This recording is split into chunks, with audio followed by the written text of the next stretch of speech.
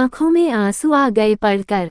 एक दिन एक बुजुर्ग डाकिये ने एक घर के दरवाजे पर दस्तक देते हुए कहा, चिट्ठी ले लीजिए। आवाज सुनते ही तुरंत अंदर से एक लड़की की आवाज गूंजी, अभी आ रही हूँ, ठहरो। लेकिन लगभग 5 मिनट तक जब कोई न आया तब डाकिये ने फिर कहा, अरे भाई, कोई है क्या? अपनी चिट्ठी ले लो, मुझे और बहुत जगह जाना है, मैं ज्यादा देर इंतजार नहीं कर सकता। लड़की की फिर आवाज आई, डाकिया चाचा, अगर आपको जल्दी है तो दरवाजे के नीचे से चिट्ठी अंदर डाल दीजिए, मैं आ रही हूँ, कुछ देर और लगेगा। अब बूढ़े डाकिये ने झल्ला कर कहा, नहीं, मैं खड़ा हूँ, रजिस्टर्ड चिट्ठी है, किसी का हस्ताक्षर भी चाहिए। तकरीबन 10 मिनट बाद दरवाजा खुला। डाकिया इस देरी के लिए खूब झल्लाया हुआ तो था ही, अब उस लड़की पर चिल्लाने ही वाला था, लेकिन दरवाजा खुलते ही वह चौंक गया और उसकी आंखें खुली की खुली रह गई। उसका सारा गुस्सा पल भर में फुर हो गया। उसके सामने एक नन्ही सी अपाहिज कन्या जिसके एक पैर नहीं थे, खड़ी थी। लड़की ने बेहद मासूमियत से डाकिये की तरफ अपना हाथ बढ़ाया और कहा, दो मेरी चिट्ठी। डाकिया चुपचाप डाक देकर और उसके हस्ताक्षर लेकर वहां से चला गया। वो अपाहिज लड़की अक्सर अपने घर में अकेली ही रहती थी। उसकी माँ इस दुनिया में नहीं थी और पिता कहीं बाहर नौकरी के सिलसिले में आते जाते रहते थे।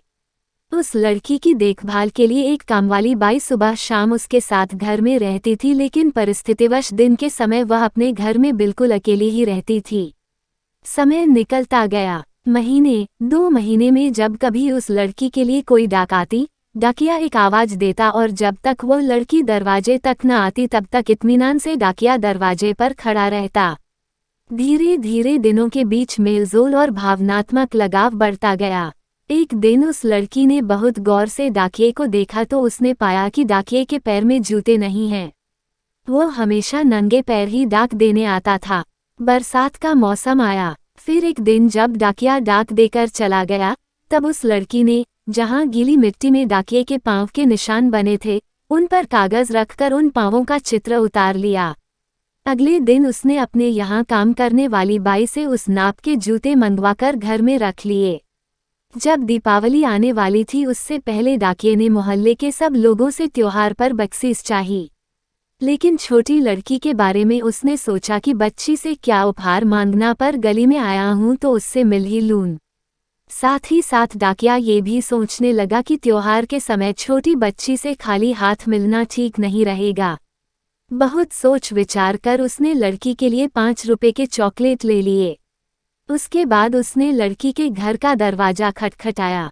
अंदर से आवाज आई, कौन? मैं हूँ गुड़िया, तुम्हारा डाकिया चाचा, उत्तर मिला। लड़की ने आकर दरवाजा खोला तो बूढ़े डाकिये ने उसे चॉकलेट थमा दी और कहा, ले बेटी अपने गरीब चाचा के तरफ से।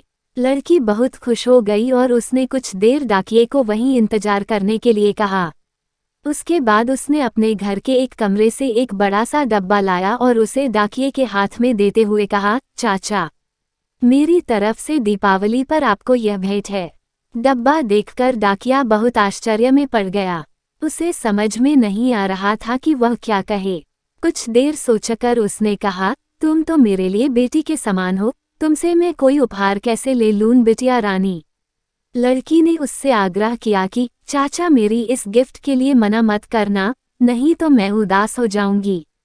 ठीक है, कहते हुए बूढ़े डाकिये ने पैकेट ले लिया और बड़े प्रेम से लड़की के सिर पर अपना हाथ फेरा मानो उसको आशीर्वाद दे रहा हो।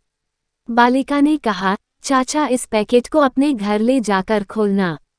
घर जाकर जब उस डाकिये ने पैकेट खोला तो वह आश्चर्यचकित रह गया, क्योंकि उसमें एक जोड़ी जूते थे।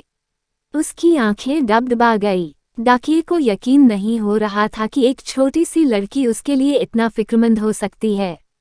अगले दिन डाकिया अपने डाकघर पहुंचा और उसने पोस्टमास्टर से फरियाद की कि उसका तबादला फौरन दूसरे इलाके में कर दिया जाए। पोस्टमास्टर ने जब इसका कारण पूछा तो डाकिये ने वे जूते टेबल पर रखते हुए सारी कहानी सुनाई और भीगी आंखों और रुंधे गले से कहा, सर, आज के बाद मैं उस गली में नहीं जा सकूंगा। उस छोटी अपाहिज बच्ची ने मेरे नंगे पांवों को तो जूते दे दिए, पर मैं उसे पांव कैसे दे पाऊंगा। इतना कहकर डाकिया फूट फूट कर रोने लगा। ... फ्यू फ्यू फ्यू।